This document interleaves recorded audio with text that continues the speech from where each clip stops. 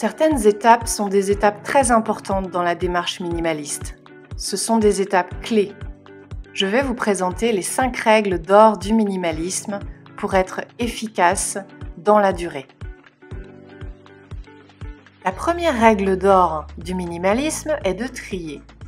C'est le premier pas. Ça semble être évident et pourtant c'est de là que va partir votre fabuleux voyage vers le minimalisme. Et c'est l'une des actions les plus difficiles à réaliser car il faut être motivé et déterminé. Le simple fait de trier ne suffira pas si derrière vous ne changez pas votre rapport aux objets et votre mode de vie. C'est un peu comme trier vos affaires de recyclage. Cependant, le fait de trier vos affaires en mettant de côté ce dont vous allez vous débarrasser vous permettra de commencer enfin votre démarche. Cela constitue le premier pas vers le minimalisme. Le plus important est de trouver votre propre méthode. Trier par secteur ou pièce est plus simple, selon moi.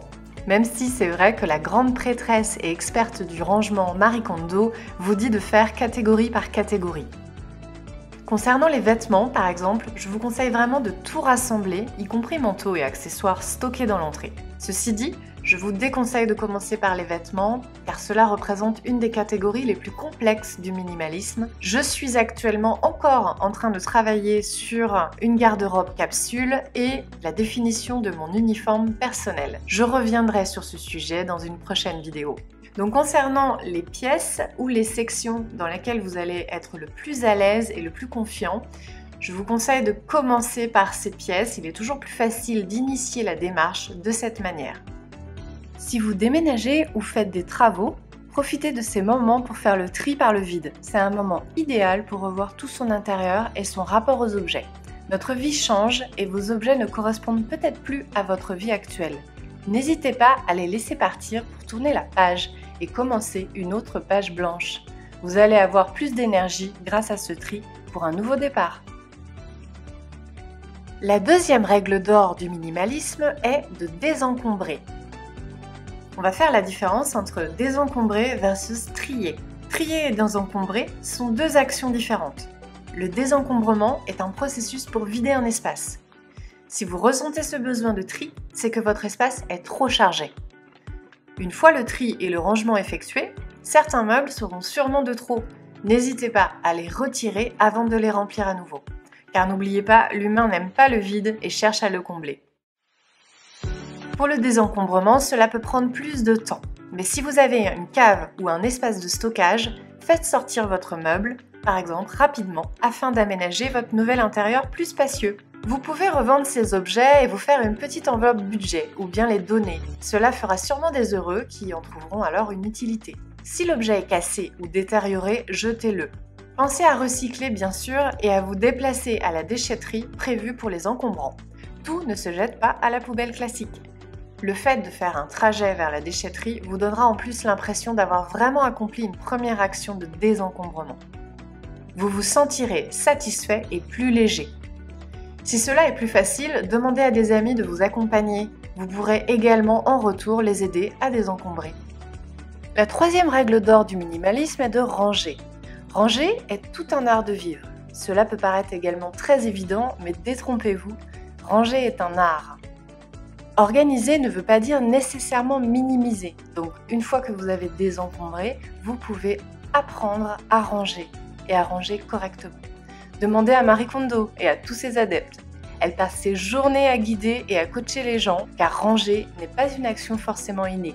Apprendre à ranger de manière organisée et logique est la clé d'un intérieur propre, léger et visuellement agréable à regarder. Cet espace est votre lieu de vie, là où vous vous ressourcez et vous vous sentez en confort. Votre chez-vous est à l'image de votre manière d'organiser vos pensées.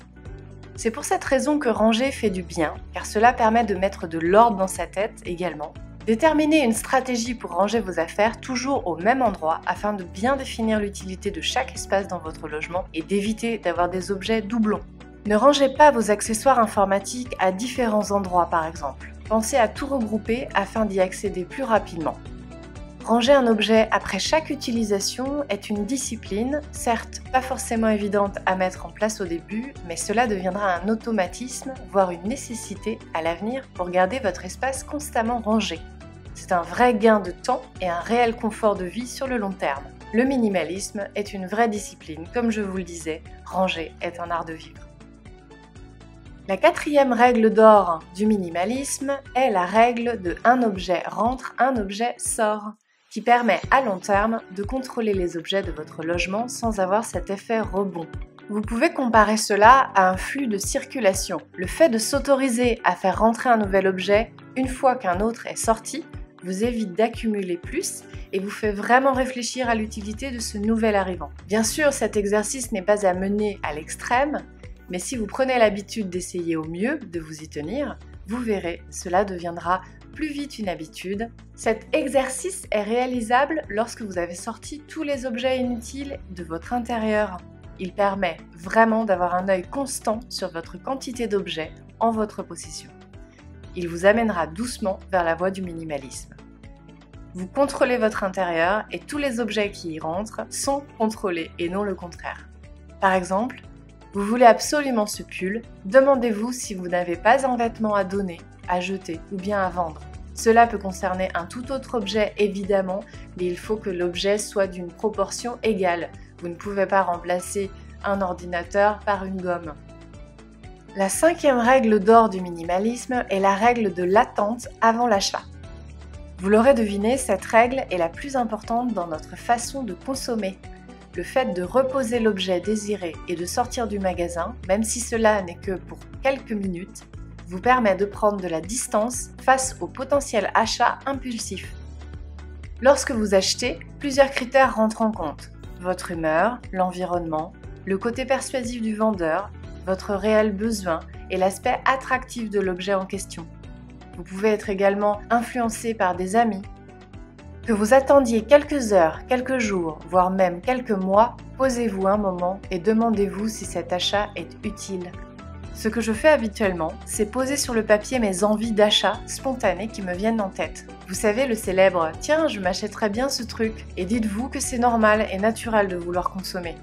En ce qui me concerne, je le mets sur une liste dans mon carnet de notes et je laisse un peu de temps s'écouler. J'ai été parfois surprise de relire cette liste quelques temps après. J'ai rayé la moitié de mes envies. La raison, je n'étais plus du tout dans le même état d'esprit et le fort désir d'acquisition du moment était complètement passé.